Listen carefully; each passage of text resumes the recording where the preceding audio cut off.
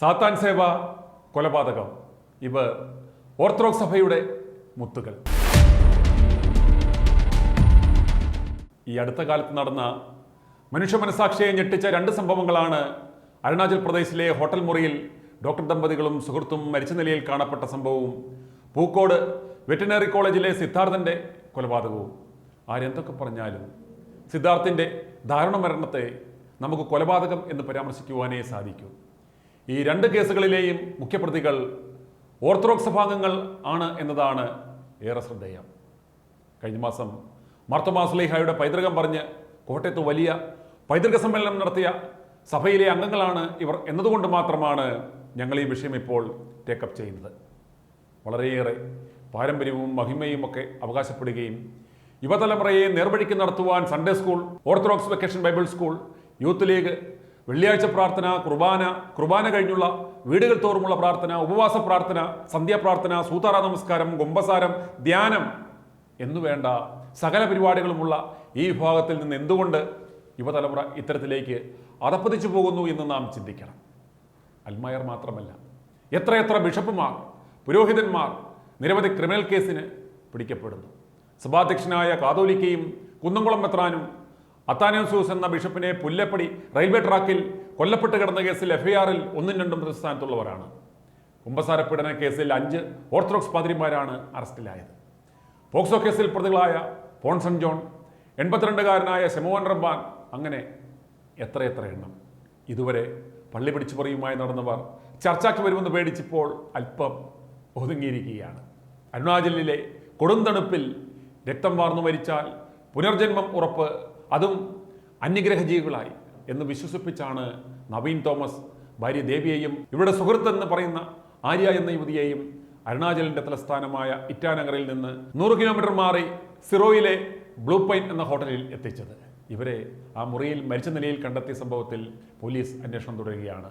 മുറിയിൽ ആര്യ കട്ടിലിലും ദേവി നിലത്തും കൈഞ്ഞരമ്പ് മുറിഞ്ഞ നിലയിൽ മരിച്ചു കിടക്കുകയായിരുന്നു. നവീന്റെ മൃതദേഹം ശുചിമുറിയിലായിരുന്നു. ദേഹമാസകലം വ്യത്യസ്ത തരത്തിലുള്ള മുറിവുകളുണ്ടാക്കി രക്തം വാർന്നായിരുന്നു മൂവരുടെയും മരണം.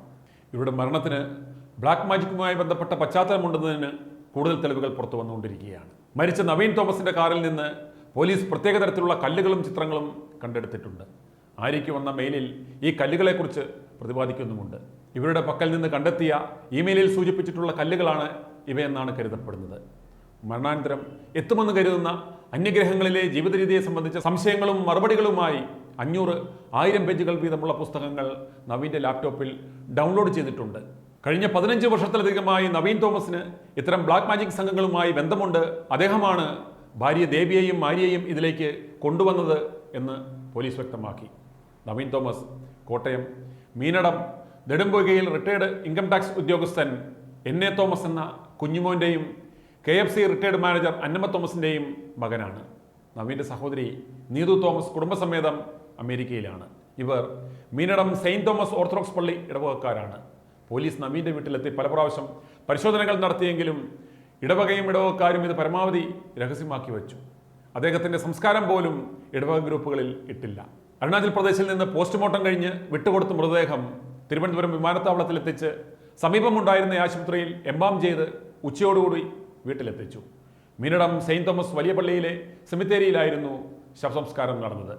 നീണ്ട പ്രാർത്ഥനാ ചടങ്ങുകൾ ഒഴിവാക്കിയായിരുന്നു സംസ്കാരം. മരണാനന്തര ചടങ്ങുകൾ റിപ്പോർട്ട് ചെയ്യുവാനെത്തിയ മാധ്യമപ്രവർത്തകരെ ആരെയും പള്ളി പരിസരത്തേക്ക് പ്രവേശിപ്പിച്ചില്ല.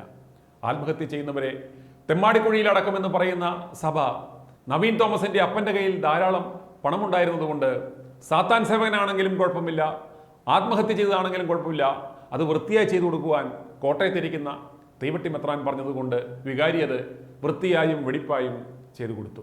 ഓർത്തഡോക്സ് വിശ്വാസം നൽകുന്ന നിത്യജീവൻ വേണ്ടെന്ന് വെച്ച് ദേഹവിയോഗം നടത്തി അന്യഗ്രഹജീവിയായി പോകുവാൻ ആഗ്രഹിച്ച നവീൻ തോമസിനെ പള്ളിയിൽ കൊണ്ടുപോയി അന്ത്യകൂദാശ നടത്തി മൂറോൻ തെച്ച് കൊണ്ട് സംസ്കരിച്ചത് നവീൻ തോമസിനോട് ചെയ്ത കൊടും ചതിയല്ലേ ഒരു പരിധിവരെ. തിരുവനന്തപുരത്ത് സ്വകാര്യ ആയുർവേദ മെഡിക്കൽ കോളേജിൽ പഠിക്കുന്ന കാലത്താണ് നവീൻ തോമസ് പ്രശസ്ത വൈൽഡ് ലൈഫ് ഫോട്ടോഗ്രാഫർ ബാലൻ മാധവന്റെ മകൾ ദേവിയെ പ്രണയിച്ചാണ് വിവാഹം കഴിച്ചത്. പിന്നീട് ഇരുവരും തിരുവനന്തപുരത്തുള്ള ഒരു ആയുർവേദ റിസോർട്ടിൽ ജോലി ചെയ്തു. കഴിഞ്ഞ 1 വർഷമായി മീനടത്ത് മാതാപിതാക്കളോടൊപ്പമായിരുന്നു നവീൻ തോമസും ദേവിയും താമസം. അതുപോലെ ഇപ്പോൾ കേസന്വേഷണം CBIക്ക് വിട്ട പൂക്കോട് വെറ്റിനറി കോളേജിലെ സിദ്ധാർത്ഥന്റെ മരണത്തിലെ മുഖ്യപ്രതിയായ സിൻജോ ജോൺസൺ കൊല്ലം ഓടനാവട്ടം സെയിന്റ് ജോർജ് ഓർത്തഡോക്സ് പള്ളിയിലെ ഇടവാംഗമാണ്. യുവജന പ്രസ്ഥാനങ്ങളിലും ആത്മീയ സംഘടനകളിലുമെല്ലാം വളരെ ആക്റ്റീവ് മെമ്പറാണത്രേ സിൻജോ ജോൺസൺ. സിദ്ധാർത്ഥന്റെ മരണശേഷം മുങ്ങിയ സിൻജോയെ കഴിഞ്ഞ ദിവസം കരുനാഗപ്പള്ളിയിലെ ബന്ധുവീട്ടിൽ നിന്ന് പോലീസ് അറസ്റ്റ് ചെയ്യുകയായിരുന്നു. സിദ്ധാർത്ഥിനെ ക്രൂരമായി മർദ്ദിച്ച കാര്യം പുറത്തറിയാതിരിക്കുവാൻ സിൻജോ ജോൺസൺ പലരെയും ഭീഷണിപ്പെടുത്തിയിരുന്നു.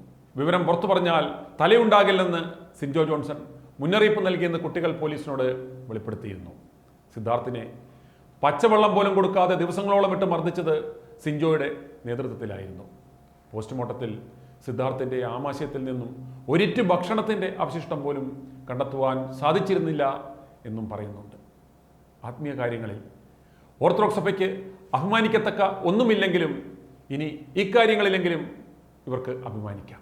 ബൈബിളിൽ ഒരു വാക്യം പറയുന്നുണ്ട്, പാപം പാപത്തെ പ്രസവിക്കുമെന്ന്. സഭയുടെ അധ്യക്ഷൻ കൊലക്കേസ് പ്രതി, പിന്നെ അൽമായർ എങ്ങനെ നന്നാവും? എന്നാലും ഞങ്ങളുടെ പൈതൃകം അത് ഒരു ഒന്നൊന്നര പൈതൃകമാണ് കേട്ടോ. i2i News, an eye for truth. i2i News subscribe ചെയ്തിട്ടില്ലാത്തവർ ഇപ്പോൾ തന്നെ സബ്സ്ക്രൈബ് ചെയ്യുക. നോട്ടിഫിക്കേഷൻ ലഭിക്കുവാൻ ബെൽ ബട്ടണും അമർത്തുക.